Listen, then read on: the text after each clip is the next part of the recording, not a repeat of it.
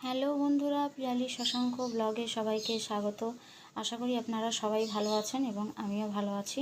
আজকে আমরা যাব দিদির বাড়িতে। দিদির আজকে জন্মদিন, সেই জন্য দিদি যেতে বলেছে।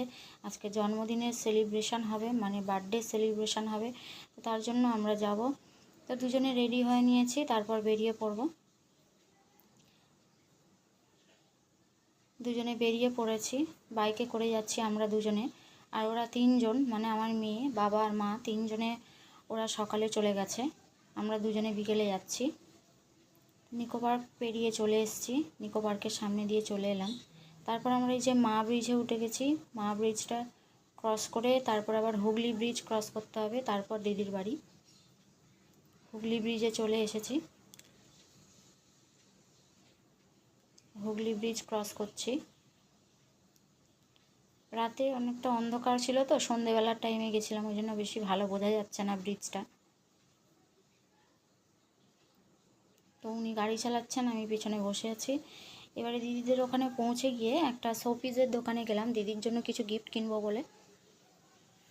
দেখছি কোনটা পছন্দ হয়, তো এখন সেটা বলবো না কোনটা আমরা নিয়েছি, সেটা সারপ্রাইজ।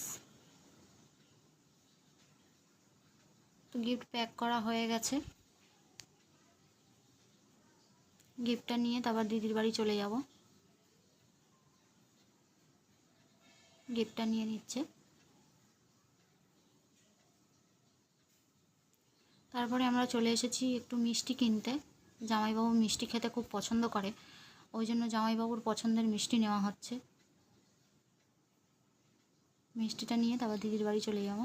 দিদির বাড়ি চলে এসেছি, খানিকক্ষণ হয়ে গেছে, একটু আগেই পৌঁছেছি। কেক টেকগুলো সাজানো হয়ে গেছে, এবার কেক কাটার পালা। ছেলেমেয়েগুলো ভালোই আনন্দ করছিল। এবার কেক কাটা হচ্ছে। যা আমার মেয়ে আছে আর আমার ছোটো ভাগনা, দুজনকে নিয়ে কেক কাটছে। দিদি এটা হচ্ছে আমার ননদ, আমাদের শ্বশুর এটা আমার, ওনাকে কেক খাইয়ে দিল।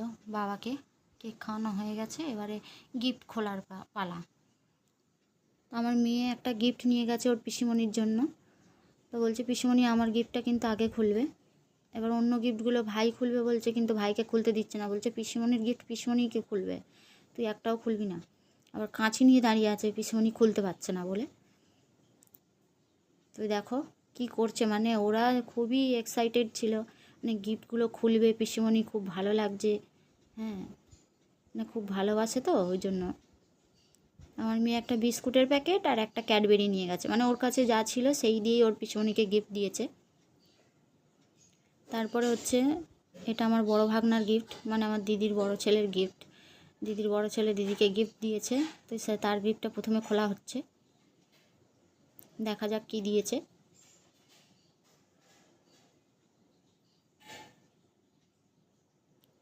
বাচ্চাগুলো খুব আনন্দ করেছে, আমরাও আনন্দ করেছি।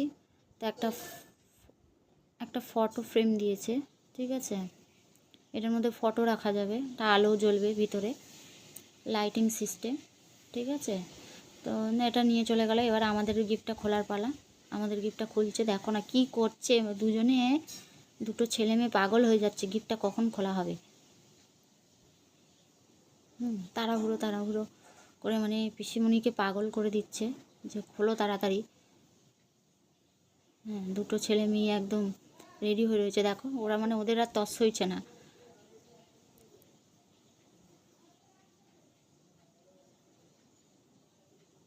এই দেখো আমরা গণেশ ঠাকুরটা দিয়েছি, ভাবলাম যে এই গণেশ ঠাকুরটা বেশ সুন্দর দেখতে, তো এটাই গিফট করে দিই।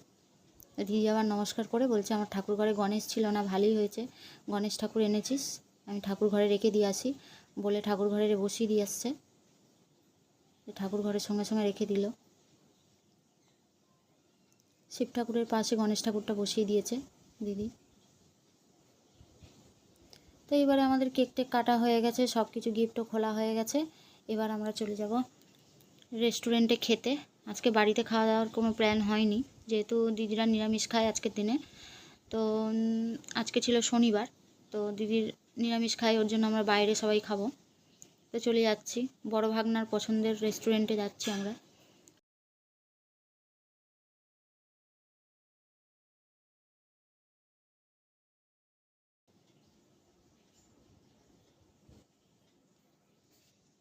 রেস্টুরেন্টের ভিতরে চলে এসেছি,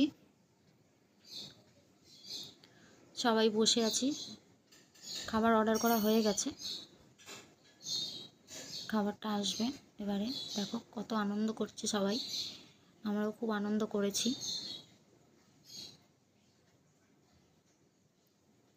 তারপরে সবাই মিলে খাওয়া দাওয়া করে তারপর বাড়ি চলে যাওয়া হবে। খাবার দাবার এসে গেছে, খেতে বসেও গেছি, আমরা সবাই খাওয়া শুরু করে দিয়েছি।